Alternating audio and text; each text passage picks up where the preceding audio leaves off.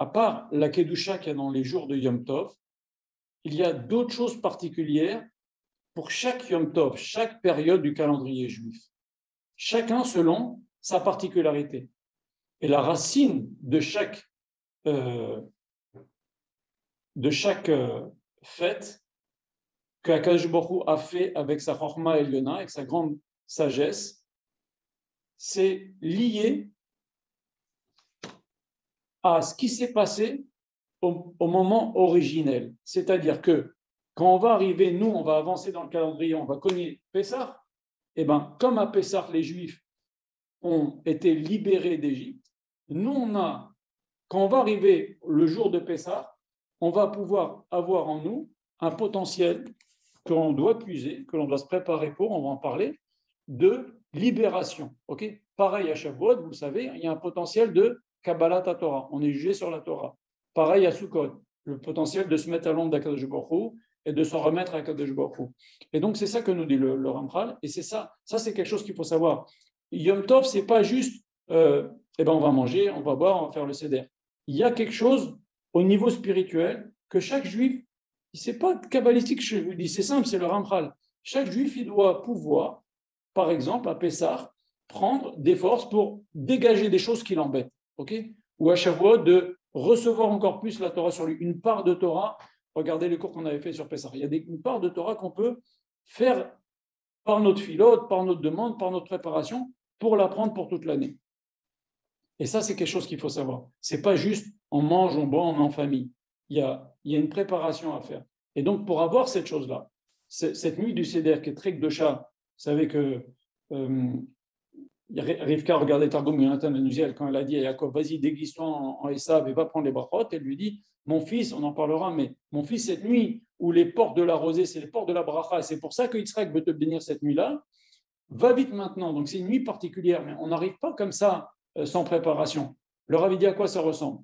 C'est comme quelqu'un qui est tombé dans un puits. On lui jette une corde. On lui dit, attrape-toi à la corde. Il dit non.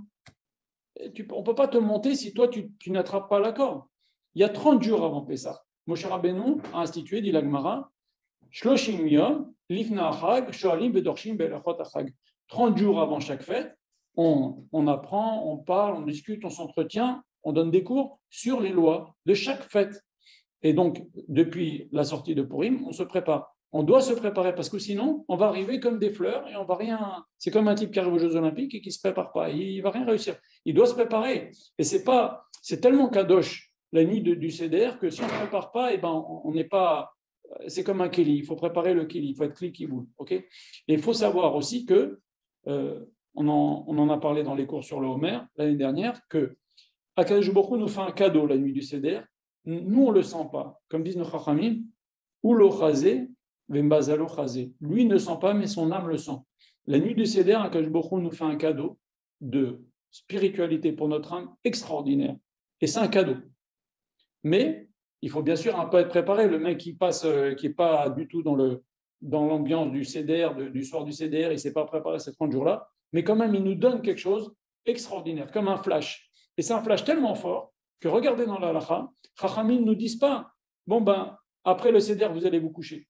Ils ne peuvent pas nous dire ça. Pourquoi? Parce que c'est une nuit tellement kdosha que normalement, on ne devrait pas dormir cette nuit-là. Ça, c'est moi qui le dis, c'est marqué dans ce qu'un Sefer. Mais normalement, c'est une nuit tellement kdosha qu'on devrait prier toute la nuit. Tellement les portes du ciel sont ouvertes cette nuit-là. Donc, qu'est-ce que nous dit la halakha? Il nous dit, quand tu as fini le Seder, tu étudies la halakha de Pessah, ou tu étudies le Midrashim de Pessah, jusqu'à que le sommeil t'attaque et tu t'endors de force. Mais dire à quelqu'un, va dormir, c'est chaval, la nuit de Pessah. Et donc, c'est un cadeau qu'Akadosh Baruch Hu nous fait cette nuit-là. C'est les portes du ciel sont ouvertes. C'est comme vous dites la nuit de Kippour. D'ailleurs, c'est simple. La nuit du Seder, la nuit du Kippour, on est habillé en blanc. On dit Kol Chamira, on dit Kol Nidre. Ça ressemble beaucoup. Ça ressemble énormément. L'un, c'est la Tchouva Be'ira, le soir de Kippour. Le soir du Seder, c'est la Tchouba Be'ava. On veut se rapprocher d'Akadosh Baruch Hu, on va lire ses louanges, on va dire comment les Nissim qui nous a fait, c'est très très lié.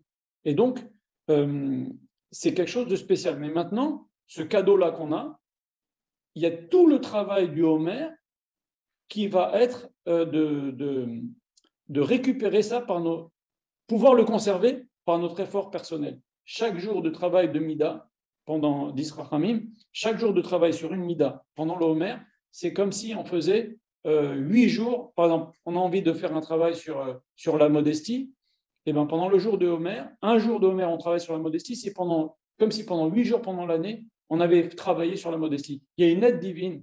Et donc, ce travail-là qu'on va faire sur les 48 Mahalot de la Torah, qui sont cités à la fin de Pirkei Avot, eh ben, c'est ça qui va nous préparer pour recevoir la Torah à Shavuot. Mais, je vous rappelle, il y a un flash comme ça la nuit du Seder. Et pour ça, il faut tirer la corde. Il faut l'accepter. Il faut se préparer. Et c'est, bien sûr, il y a tous les préparatifs de Pessah, mais il y a aussi le niveau des préparatifs spirituels.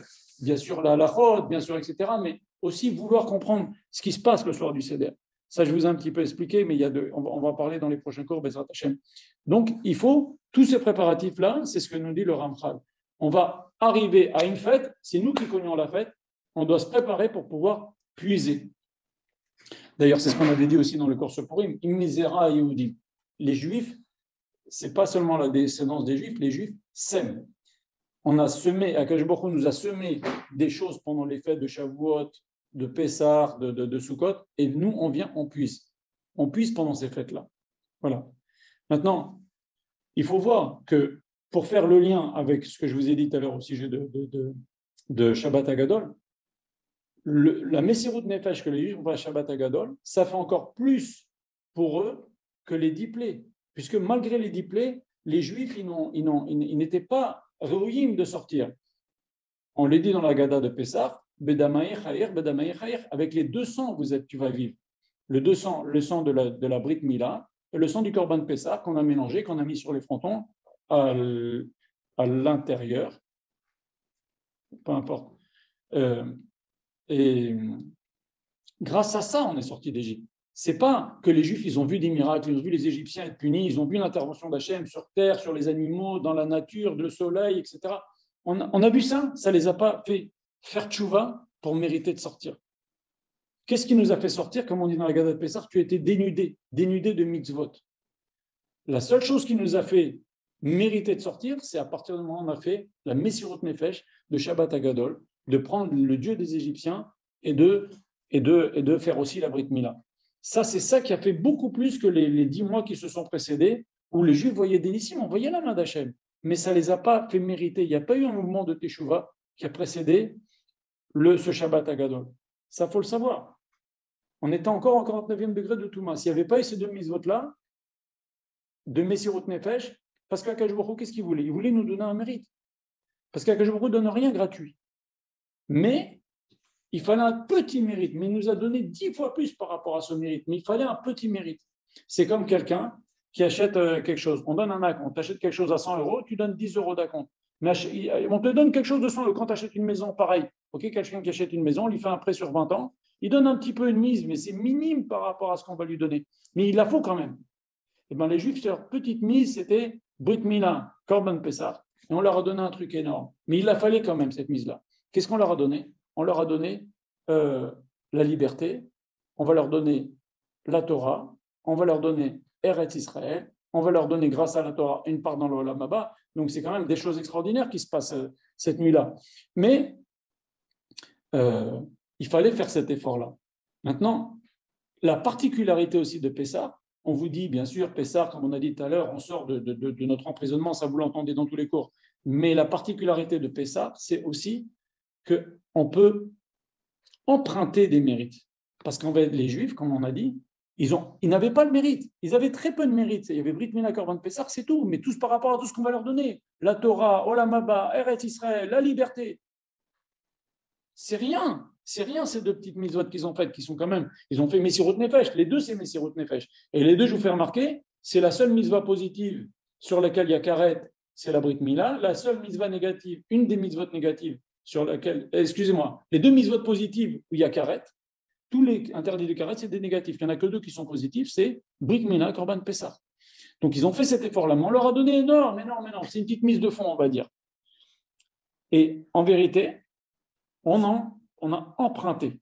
En fait, on a fait un emprunt. Et à Pessah aussi, on peut emprunter. On peut pas non seulement on peut sortir des choses qui nous Mitzraïm, nous limitent, mais on peut emprunter des shruyot. Qu'est-ce que c'est?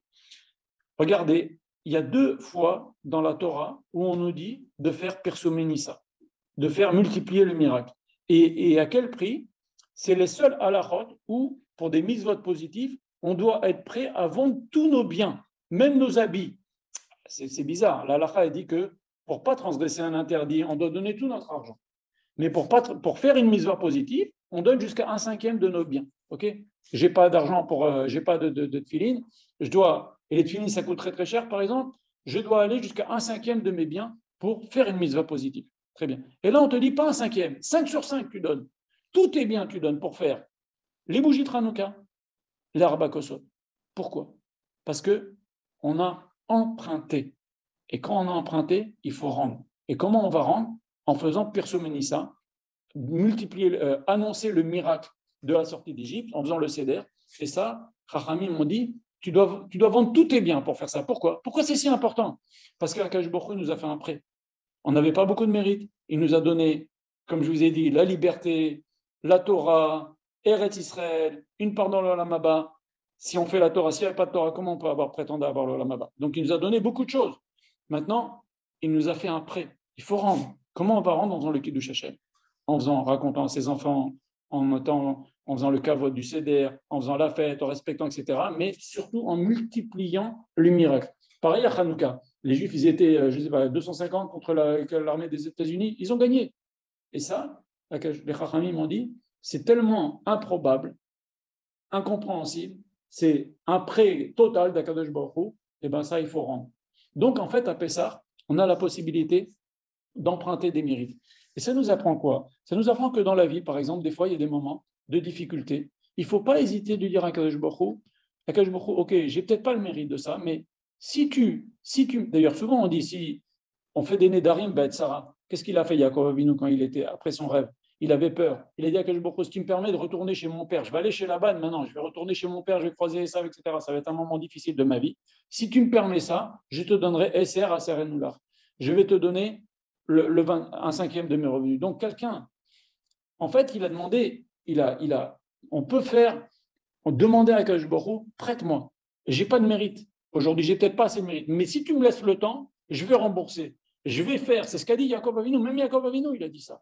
Donc, à Pessah, on peut puiser l'occasion d'emprunter des mérites. Et c'est quelque chose qui peut se faire. C'est des choses qui peuvent se faire. On dit à Akadosh Baruch Hu, quand des fois il y a des moments difficiles de la vie, on peut dire à Akadosh Baruch Hu, écoute, j'ai peut-être pas assez de mérite, mais je te promets, je vais faire ci, je vais faire ça, je vais faire ça. Laisse-moi le temps et je vais le faire. Mais en attendant, donne-moi déjà mon salaire au premier jour du mois de travail. Bon, c'est des choses qui peuvent se faire et ça, on l'apprend de Pessah. Voilà. Maintenant, aussi pour Pessah, le Rav dit une Nekuda. Il dit que c'est fatigant, ok, mais ça fait partie de Pessah, ça fait partie de la purification de notre corps. C'est aussi clic, il ne faut pas croire que la fatigue qui précède Pessah, ça ne fait pas partie de la préparation de Pessah. À part au niveau halachique pour avoir une maison propre, mais la fatigue du corps, ça prépare aussi à recevoir ce que j'ai dit tout à l'heure, ce flash de Rochaniut qu'on va avoir le soir du Seder. On peut demander à emprunter des srouillottes à Kadosh Baruch Hu. Souvent, des fois, quand on est dans une situation coincée, il ne faut pas hésiter à dire à Kadosh Baruch Hu, prête-moi des mérites, je les rendrai après. Je te promets, je vais bien faire. Et bien sûr, il faut les faire. Eh bien, c'est le principe de Perso Menissa. Et on est obligé là donc de rendre, on est obligé de rendre même s'il faut vendre ses habits.